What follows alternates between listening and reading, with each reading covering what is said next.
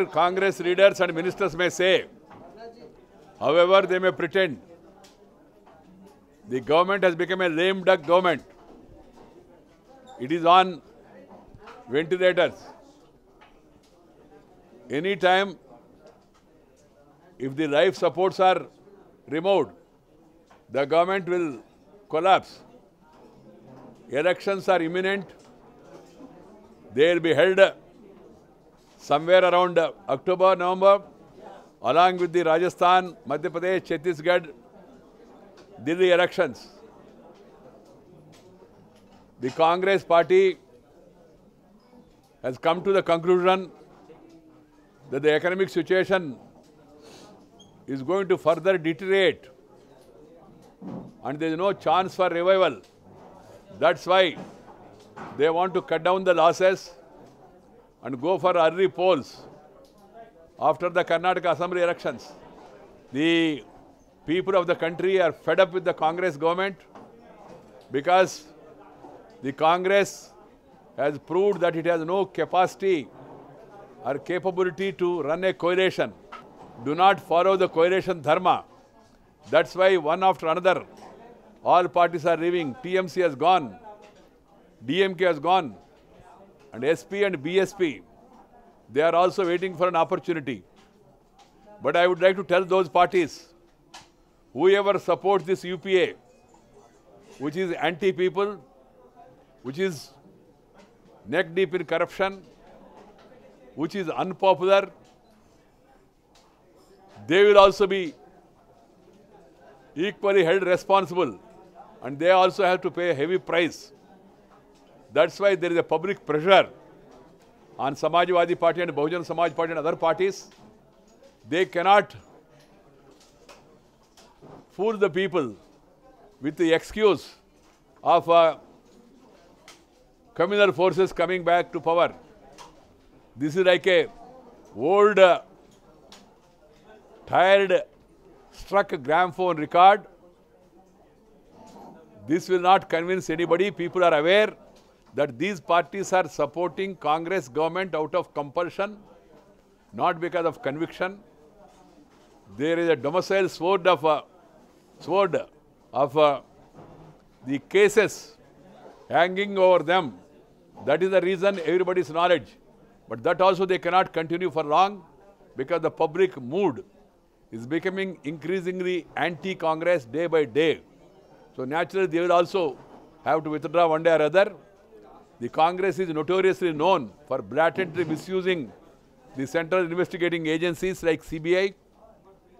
Yesterday we have the most shameful incident of the brazen manner, how raids were conducted on DMK within 12 hours of withdrawing support. After seeing public outcry and reaction, the government tried to distance and the Congress party tried to distance from the raids and says that CBI is an independent organization. If it is so, then how can Finance Minister say that the timing is wrong? How can Prime Minister say that it is not an appropriate time, there is scope for misunderstanding? The agencies must be allowed to function. They will act according to their schedule. Then how can Prime Minister make such a statement? It is most unbecoming on the part of the Prime Minister to have commented about the investigating agencies. Because any comment, negative comment by the Prime Minister, it will also have its own influence on the inquiry officers. So we object to that. But at the same time, the Congress is once again exposed that it misuses the institutions, and it's not only a warning to DMK, it's a warning to other supporting parties. See, if you also do anything, the same fate awaits you. That is the warning the center wanted to give, and they have given that warning. After all-round condemnation, they may try to retrace the steps, but that will not carry conviction to the people. उन्हें बहुत गंभीर समस्या है, उन समस्याओं के ऊपर ध्यान देना चाहिए और सर्वोच्च न्यायस्थान ने एक बार जजमेंट देने के बाद उसके ऊपर व्याख्या करना और कुछ लोगों के बारे में बोलना ये उचित नहीं है। कारण क्या है, बाकी लोग पूछेंगे, ऑलरेडी एक बहस भी शुरू हो गया, अरे केवल सिनेमा वालों के बारे में क्यों, बाकी लोगों के बारे में क्यों नहीं है? ऐसा चर्चा चल रहा है, इसलिए हम इसमें पढ़ना नहीं चाहते. Law must be applied equally to all the people. That is the principle on which our constitution is based.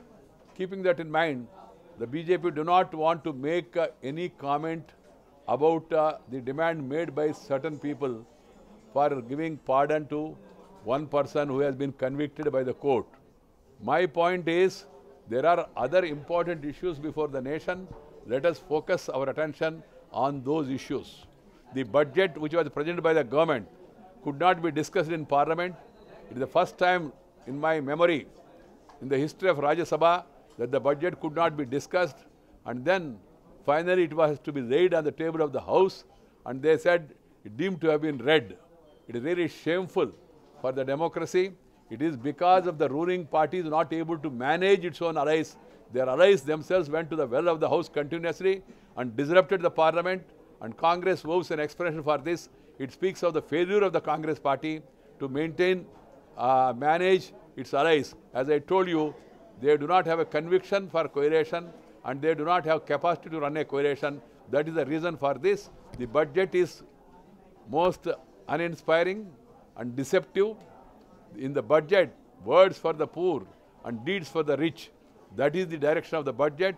The inflation has gone to all-time high, and the 4 deficits are agitating the minds of the people.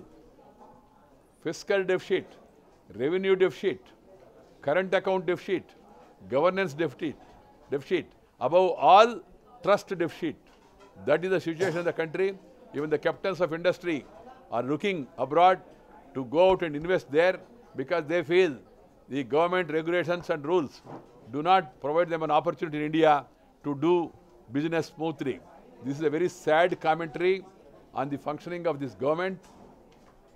The finance minister failed to give any roadmap to tackle the issue of slow growth and also contain inflation. There is not even one word mentioned in the budget speech about corruption. There is no mention about retrieving black money stashed in Swiss banks and other islands. That's why we say this budget is totally disappointing. The last budget of the UPA government is totally uninspiring and directionless. Every section is unhappy. Farmer is unhappy, women are unhappy, unemployed youth are unhappy, small traders are unhappy, and industry also is unhappy.